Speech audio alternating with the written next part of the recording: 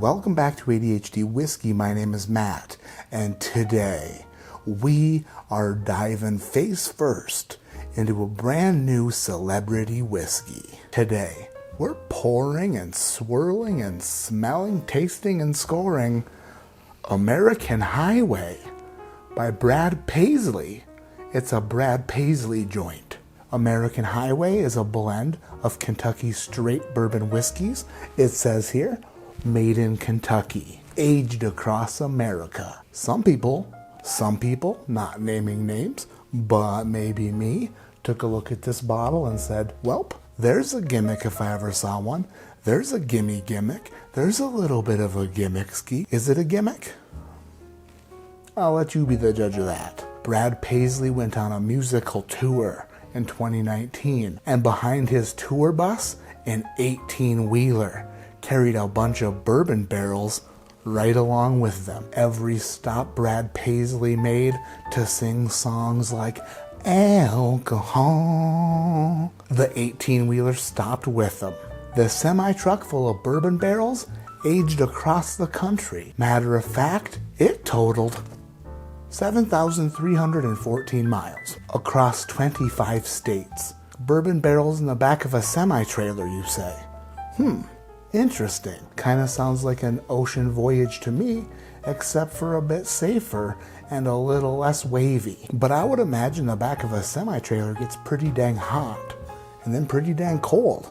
I'm sure those barrels fluctuated in temperature a whole bunch, and I'm sure that they sloshed around quite a bit. Just sloshing around. America.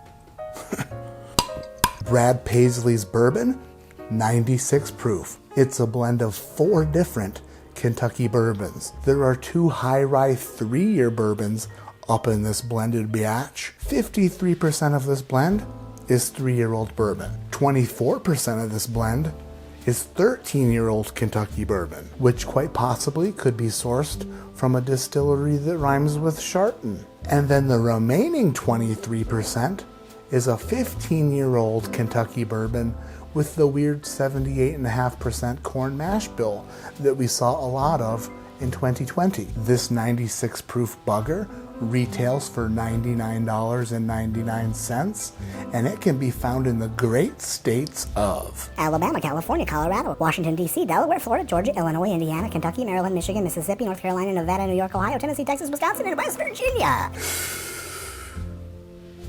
This bottle was sent to me for review, and that's what I tend to do. Hot summers and cold winters write the recipes for the world's best bourbons. Fluctuating climate expands and contracts the staves of a barrel, imparting oak and char that cultivate the characteristic flavors of America's spirit. We take that idea one step further, loading our barrels onto our rolling rickhouse, where the spirits age on the road, from the farmlands of the heartland to the rugged terrain of the mountains and desert. This is a traveled whiskey with a story. Hints of the character of this beautiful land permeating? Hints of the character of this beautiful land permeating the scent? What the heck is permeating? Permeating. You just lost a point for making me look stupid. So, Brad Paisley, hope you trip on a cowboy hat and bend to the brim, you son of a bitch. This is American Highway. Permeating. Is that a real word? Permeating. Permeating meaning. Permeating? Well, by the way, shout out to Brad Paisley for actually knowing things about bourbon. Super cool. A lot of celebrity whiskeys out there are people who are just throwing their name on a bottle and they don't know anything about anything except for nothing. Brad Paisley knows his stuff. If you haven't listened to the Bourbon Pursuit podcast with Brad Paisley, I recommend that. It's a very good listen. Dude's super smart. Now the 2020 world's top whiskey taster is going to take this American Highway for a spin. Write that one down, marketing team. Weird. What in heaven's heck is that? The nose is very unique. The nose smells almost rye forward. There's some citrus notes jumping out of here, some orange, maybe even a little bit of lime. Weird. There's citrus, there's a strange spice that I can't figure out, and underneath the bright citrus is some earthiness actually. A bit of earthiness. But I feel like there's a bit of earthiness in here, and maybe a tiny bit of like a mushroom smell.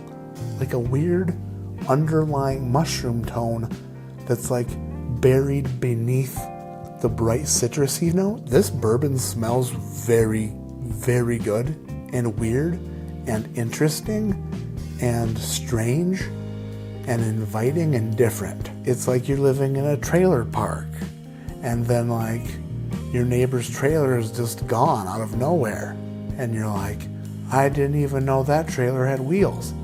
And then you look back out the window and there's a new trailer there because those vacant spots don't last very long. And then the new neighbors come over and they're like totally different than your last neighbors. And you're like, I lived next to those neighbors for 38 years and I'm so used to them and their smells. And now all of a sudden I've got a new neighbor and they come over here and I'm all like, you guys smell different and good. Now a little bit of nuttiness on the nose. Let's get a little mud on the tires and pour this bourbon down Matt's highway, which is literally my throat.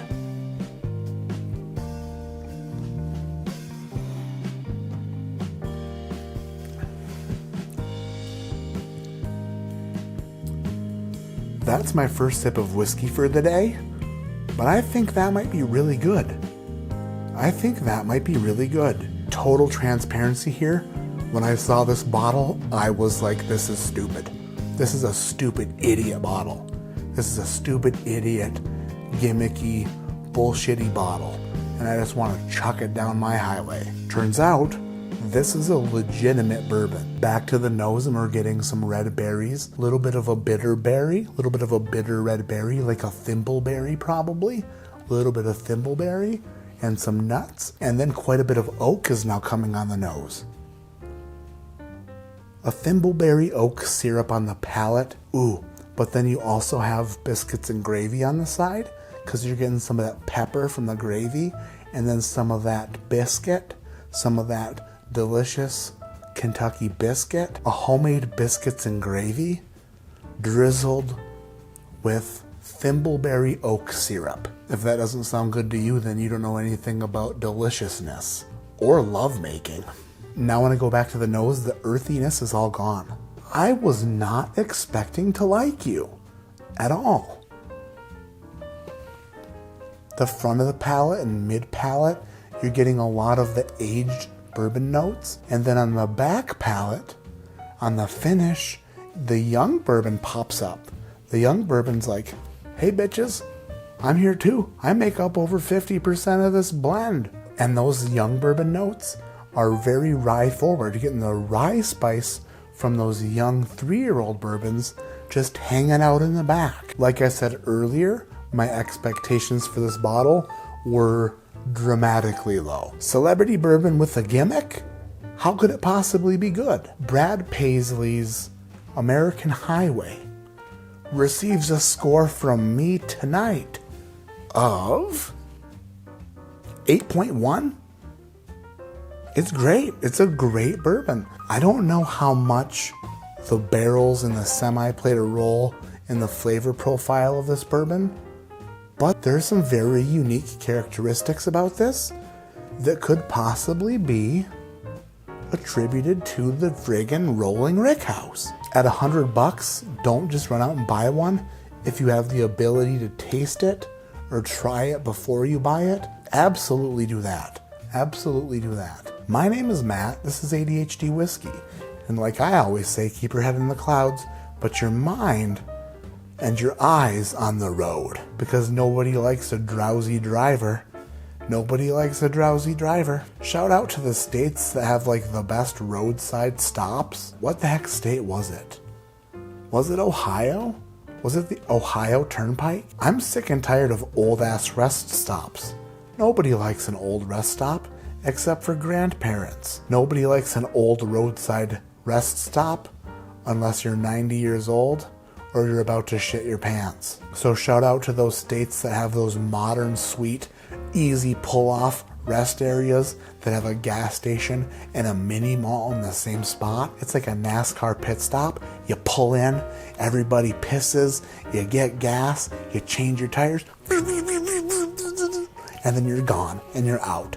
And then you pay $15 on the Ohio Turnpike for every quarter mile you drive. You're holding my Lamborghini down with your speed limits, America. Come on, the Lamborghini wants to roar.